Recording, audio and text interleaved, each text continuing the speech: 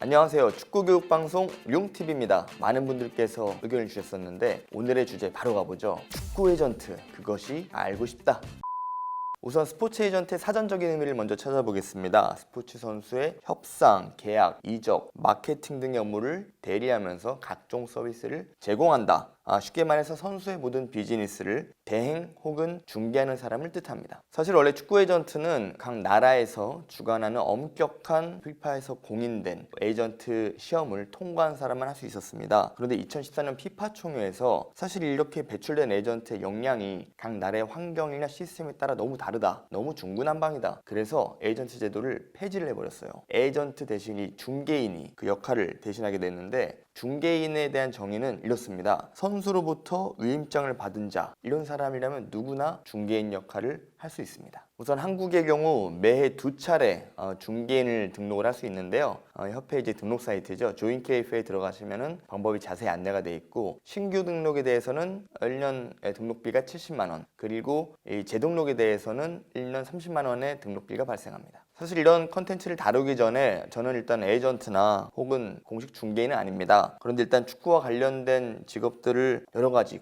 거의 다 경험해 봤지만 제가 에이전트만은 정말 전문적으로 해본 적은 없거든요. 대신 중개인 업무를 이렇게 좀 간접적으로 수행한 적은 있었죠. 이 독립구단 TNT를 수년간 이끌면서 우리 팀에서 재기하는 선수들이 팀에 갈 때 어떻게 보면 도우미 성격으로 중개인 역할을 간접적으로 수행했었습니다. 가끔 강연이나 이렇게 SNS를 통해서 이렇게 다양한 경로로 이 주기적인 질문을 항상 받곤 하는데, 그 중에 하나가 에이전트 관련이에요. 에이전트 도대체 어떻게 해요? 에이전트는 정말 사기꾼인가요? 에이전트 돈 잘 버나요? 사실 요즘 해외 축구 때문에 호르헤 멘데스나 미노 라이올라, 피니 자하비 같은 슈퍼 에이전트들의 활약을 좀 일반 팬들도 쉽게 접하다 보니까 중개인들의 그런 화려한 모습만 더욱더 부각이 돼서 아무래도 그런 관심이 더 쏠리는 것 같아요. 물론 그런 사람들도 있죠. 슈퍼 에이전트들도 있는데, 하지만 현실은 분명 또 다릅니다. 그래서 오늘은 제가 축구 산업 속에서 일하면서 직접 느낀 에이전트, 그러니까 중개인에 대한 이야기를 해보겠습니다. 우선 한국 에이전트의 시장을 한번 살펴보죠. 과거 이제 피파 공인 에이전트가 있던 시절부터 활동한 우리나라 1세대 에이전트들이 그 중심을 꽉 잡고 있습니다. 과거에는 말씀드린 것처럼 이 공인 에이전트에 대한 시험을 보려면 영어는 물론이고 이런 법률, 그리고 국제시장에 대한 상황, 이런 것들까지 상식을 꿰뚫고 있어야지 통과할 수 있을 만큼 이 에이전트 시험에 대한 난이도가 높았습니다. 그래서 이 1세대 에이전트들은 선두주자만큼 그만큼 열심히 해서 각자의 기반을 잘 다져놓았죠. 그런 활동들 때문에 국내외 네트워크도 굉장히 활발하고요. 또 굳건한 파트너들도 있고, 또 심지어 이제 다양하게 판을 읽는 그런 노하우와 경험까지 갖고 있습니다. 그렇게 실제로 이런 큰 에이전트들은 여름이나 겨울 이적 시장 때마다 구단들과 밀접한 위치에서 여러 가지 깊은 업무를 추진하기도 하죠. 과거에는 이런 에이전트 회사들끼리의 충돌도 제법 있었다고 해요. 하지만 최근 들어서는 이제 한국 스포츠 에이전트라는 협회가 생기면서 이제는 서로 협업하는 구조를 만들어 나가는 과정이고요. 실제로 이제 공인 에이전트 제도가 폐지가 되고 축구 쪽에서 중개인 제도가 본격화되면서 두세 명의 그런 에이전트 혹은 중개인들이 협업을 해서 한 건의 계약을 함께 성사시키는 그런 이제 프로젝트들이 요즘에 많아지고 있습니다. 큰 회사들은 보통 많게는 100여 명에 가까운 선수들을 관리를 하고 있어요. 하지만 결국 자연스럽게 현재 잘 나가는, 그러니까 조금 더 구체적으로 얘기를 하면 돈 되는 그런 선수들에게 포커스가 맞춰집니다. 그리고 보통 이런 상황에서 선수와 회사 간에 아주 기본적인, 그리고 생길 수밖에 없는 기초적인 갈등이 시작이 됩니다. 통상적으로 선수와 회사의 계약 기간은 2년입니다. 그리고 회사는 과거 피파 공인 에이전트 제도가 있었을 때처럼 선수 연봉의 10%를 자신들의 수수료로 갖고 가죠. 그리고 회사는 이 계약 기간 동안 기초적인 서비스들을 선수에게 제공해야 됩니다. 선수가 정당한 대우를 받도록 구단과 연봉 협상도 해야 되고, 구단이 신경 쓰지 못하는 세밀한 지원을 또 선수한테 해주기도 해야 되고요. 또 나아가서는 선수가 인간적인 카운셀링을 좀 받을 수 있도록 도움도 줘야 되는데, 늘 문제가 발생되는 게 그런 것들이 이행이 되지 않았을 때 발생을 하죠. 이유는 몇 가지가 있습니다. 회사에서 관리하는 선수가 너무 많아서, 혹은 흔치는 않지만 선수를 길들이려고 선수가 받아야 할 기본적인 관리를 해주지 않는 경우도 있습니다. 이럴 때 보통 선수가 하는 말이 있죠. 내 급여에서 10%나 떼어주는데 해주는 거 아무것도 없어. 그럼 또 반대로 에이전트 입장도 들어봐야 되죠. 근데 보통 이럴 때 가장 많은 답변 중에 하나가, 솔직히 겨우 10% 떼어주면서 무슨 바라는 게 그렇게 많아. 양쪽 다 깊게 들어보면 서로 각자 사연과 이유가 있겠습니다. 서로 잘 맞춰보면 답은 나오겠죠. 그런데 하나 물어보고 싶은 게 있어요. 선수가 고객일까요? 아니면 회사가 고객일까요? 다시 본론으로 돌아가 봅시다. 에이전트 되는 길은 분명 쉬워졌습니다. 협회 중개인 등록만 하면 되니까요. 그런데 막상 에이전트 직함을 단 이후부터가 굉장히 중요합니다. 아무것도 못할 수 있거든요. 그러니까 쉽게 말해서 돈을 못 벌 수도 있다는 거예요. 우선 에이전트에 시작하는 방법은 에이전트 회사에 입사하는 방법과 1인 회사로 시작하는 방법이 있습니다. 회사에 들어갈 경우 처음에는 이 선수의 매니저 같은 역할을 수행을 하죠. 운전도 많이 하고 소일거리도 많이 합니다. 약간 로드 매니저 느낌. 근데 이 단계를 넘어가면은 이제 선수들의 경기력을 확인하는 업무가 증가하게 되고요. 동시에 계약 업무에 대한 실무를 조금씩 따라다니면서 배우게 됩니다. 회사의 경우는 이미 관리해야 할 선수들이 쫙 있기 때문에 회사의 필드 매뉴얼, 그러니까 FM을 따라가면은 일은 잘 배울 수가 있겠죠. 다만 혼자서 시작할 경우 우선 내가 관리할 선수를 찾아야 됩니다. 아마도 혼자서 시작하는 이런 에이전트 혹은 중개인들에게는 가장 어려운 단계가 될 텐데요. 선수 출신이거나 아니면은 축구 산업의 종사자라면 훨씬 수월하겠지만 그게 아니라면 현실적으로 혼자 개인 업무로 에이전트 업무를 시작하기에는 불가능에 좀 가깝지 않겠나 생각이 드네요. 또 가끔 종종 있는 일이긴 한데 회사에서 몇 년 동안 활동을 하면서 실무를 좀 익히고 관계도 만들다가 그 회사에 소속된 어떤 선수와 뜻이 딱 맞아서 그 선수가 계약 기간이 끝날 때 그 선수 싹 데리고 독립하는 케이스도 있습니다. 다들 장단점이 있으니까요. 그렇다면 에이전트 직종이 유망한가? 누가 어떻게 하냐에 따라 되게 다를 것 같아요. 다만 분명한 건 현재 국내 구조에서는 큰 성공을 거두기는 아주 어려울 것 같습니다. 이미 큰 회사들이 경쟁력 있는 소위 돈 되는 선수들을 다 데리고 있어요. 현실적으로 중개인이 꿈이라면 회사에 들어가서 이 기초 단계부터 능력을 발휘해서 단계별로 올라가던가 아니면 3, 4년 동안 실무와 네트워크를 만든 이후에 아까 말씀드린 것처럼 독립하는 것도 차라리 낫습니다. 다만 이제 혼자 하는 경우 자본금이 빵빵하지 않다면 권하지 않습니다. 최소 2, 3년 동안은 수익이 없다고 생각을 해야 되는 텐데 그 기간 동안 생각하고 시간과 노력을 투자를 해야 됩니다. 다만 내가 금수저다, 재력가다 혹은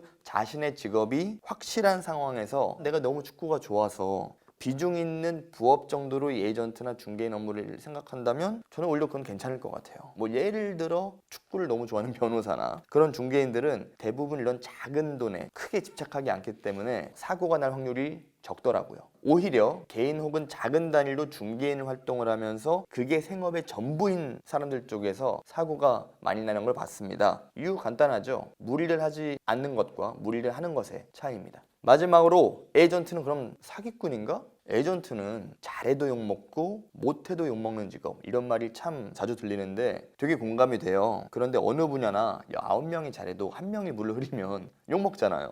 큰 회사는 이런 자잘한 사고를 잘 안 내요. 그리고 나름 시스템이 있어서 문제가 발생해도 잘 커버해서 넘어갑니다. 물론 아주 뜨문뜨문 큰 사고가 터지긴 하죠. 개인이나 작은 회사들은 반대로 이런 작은 사고들이 종종 발생을 합니다. 대표적인 게 갈 곳 없는 선수들, 그러니까 방출된 선수들 혹은 진학을 못하거나 취업을 못한 선수들, 해외 리그 데리고 간다는 그런 이적 케이스들이죠. 그러니까 선수들의 간절함을 이용하는 그런 케이스인데 선수들은 느낌이 좀 이상한데 하면서도 결국엔 알면서 가게 됩니다. 몇 가지 사례가 있죠. 동남아 테스트, 상식적인 그런 테스트의 수순이 아니고 일단은 에이전트가 일단 들어와라, 돈 내고 들어와라, 이런 형식입니다. 그러니까 결국에는 선수가 동남아에 가면은 그 팀과 말이 잘 안 통한다는 걸 이용을 해서 선수들이 어느 정도의 그 돈을 테스트 비용으로 받고, 원래 그 팀은 테스트 자체가 불가능한 건 아니고, 그러니까 원래 그 팀은 선수를 뽑을 생각이 없는 팀인데 그냥 그 중개인이 관계를 만들어서 이 선수 데리고 올 테니까 한 경기만 뛰어줘, 돈 얼마 줄게 구단에, 그렇게 해놓고 그냥 경기 뛰킨 다음에 어차피 그 팀에서는 선수를 뽑을 생각이 아니었으니 그냥 연습 경기 한두 번 하면 끝이죠. 그러면 에이전트는 선수한테 가서 야, 너가 못해서 탈락한 거야, 끝입니다. 유럽도 크게 다르지 않습니다. 유럽 쪽에도 지금 특히 동유럽을 중심으로 한국 선수들을 연계하는 그런 중개인 분들이 꽤 활성화되어 있는데 잘 되면 상관없죠. 근데 정말 가까운 우리 독립구단의 사례 하나 말씀드릴게요. 우리 독립구단에서 뛰는 한 2명의 선수에게 SNS를 통해서 개인 메시지가 왔습니다.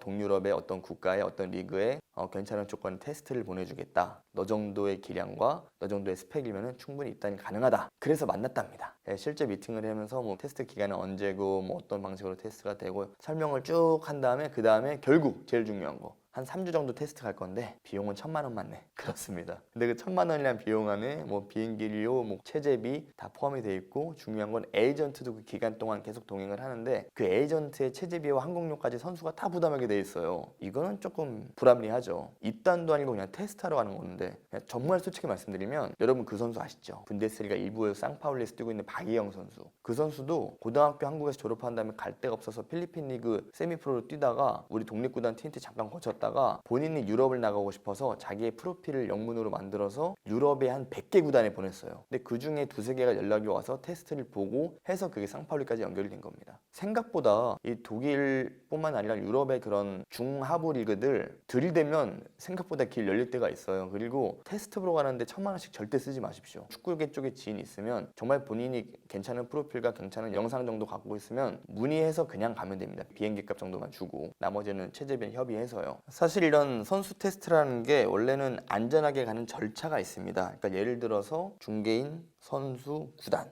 그러면 중개인이 이 구단으로부터 정보를 받죠. 뭐 어떤 포지션의 선수가 필요하다. 그러면 뭐 어떤 네트워크를 활용해서 선수에 대한 프로필을 받습니다. 그리고 중개인은 그 구단에 그 프로필을 넘기죠. 구단 쪽에서 나쁘지 않네? 한번 데려와서 봅시다 하면은 그럼 일단 테스트가 잡히는 거예요. 날짜가 나오고 기간이 나오겠죠. 그럼 그 다음에 협의를 해야 되는 게 비행기 값은 어떻게, 체재비는 어떻게. 근데 보통 이제 선수가 내고 계약되면 돌려줄게 뭐 이런 상황들이 현실적이거든요. 그렇게 되면 사실 되게 이상적인 테스트예요. 근데 팀의 상황상 뭐 스케줄상 그런 게 논의가 안 되고 갈 때가 간혹 있거든요. 근데 그런 부분에 대비해서는 모든 것들을 페이퍼, 서류로 남겨놔야 됩니다. 숙소는 어디 쓸 것이며, 식사는 어떻게 할 것이며, 테스트 팀은 과연 몇 팀을 언제 볼 것이며, 이런 것들을 가급적이면 서류로 남겨놓는 게 선수들에게는 피해를 예방할 수 있는 방법이 되겠죠. 최근 몇 년 사이에 국내에서 이제 LA 갤럭시나 뭐 동남아, 동유럽 등 이런 해외팀의 입단 트라이얼이 진행이 됐었죠. 그러니까 공개 테스트와는 좀 다른 느낌의 트라이얼은 한국에서 일단 한번 뽑고 거기 구단의 관계자들이 와서 선별해서 우수 선수를 데리고 가서 거기서 또 이제 현지에서 테스트를 보는 그런 트라이얼이 진행이 됐었는데, 좋은 평가를 받은 사례도 있고 좋지 않은 평가를 받은 사례도 있습니다. 트라이얼은 사실 취지만 보면 구단, 진행사, 선수 모두 윈윈할 수 있는 제법 안전한 구조예요. 아까 말씀드린 대로 한국에서 1차 테스트를 보고 잘하는 선수를 추려서 비용을 다 이제 진행사에서 부담을 하면서 현지 팀으로 넘어가기 때문에 뭐 선수에겐 사실 좋죠. 하지만 이 또한 중요한 게 구단의 상황을 잘 알아봐야 됩니다. 정말 해당 포지션의 선수를 영입할 쿼터가 있는지, 혹은 아시아 팀의 경우 아시아 쿼터가 남아있는지, 아시아 쿼터 꽉 찼는데 막 테스트하는 경우도 있거든요. 그건 뭐 진행사의 욕심이죠. 또 마찬가지로 현지 넘어가서 이제 최종 테스트는 어떻게 진행되는지, 마지막으로 계약이 됐어요. 근데 계약 이후에 방출 기간에 대한 최소한의 보호 장치가 있는지, 이거 실제 사례인데 동남아 어떤 구단에 이런 트라이얼을 통해서 계약을 했는데 한 달도 안 돼서 방출을 시켰답니다. 이거는 뭔가 문제가 있는 거죠. 에이전트는 정말 어려운 직업이에요. 자신이 관리하는 선수에 대한 객관성이 있어야 되는데 그 생각을 그대로 외부에 전달하는 건 사실 아주 어렵습니다. 한 중개인이 한 말이 있어요. 선수들에게 지키지 못할 말을 하면 안 되고, 실수로 그런 말을 하더라도 무조건 지켜야 된다. 되게 멋진 말이죠. 그런데 제가 한 발 떨어져 보는 입장에서는 그 과정에서 그렇기 때문에 사고가 생기는 것 같습니다. 국내 에이전트 산업도 최근 들어 많이 변하고 있는 것 같습니다. 기존 큰 회사들에게 이제 없던 유연성도 많이 느껴지고, 자금력을 갖춘 개인 중개인들이 단시간에 급성장한 케이스도 요즘에는 보이기 시작했어요. 또 국제축구선수협회, 피프로죠. 피프로 한국 지부가 최근 활성화되면서 선수들의 생각이 빠르게 바뀌고 있는 것도 그런 이유 중 하나가 된 것 같습니다. 과거와 같이 회사와 이제 2년씩 계약하면서 연봉의 10%를 떼어주고 그렇게 제공하는 선수도 여전히 있지만, 공식 에이전트 없이 자신이 필요할 때, 이적을 할 때, 아니면 연봉 협상을 할 때 그때 건에 대해서 위임장을 발부해서 중개인을 활용하는 경우가 요즘에 많이 생기고 있습니다. 시장의 흐름은 빠르게 변하지만 에이전트 혹은 중개인은 여전히 매력적인 직업입니다. 다만 문턱이 넓어졌다고 해서 진입 장벽이 낮아진 게 아님을 꼭 생각해 주시기 바랍니다.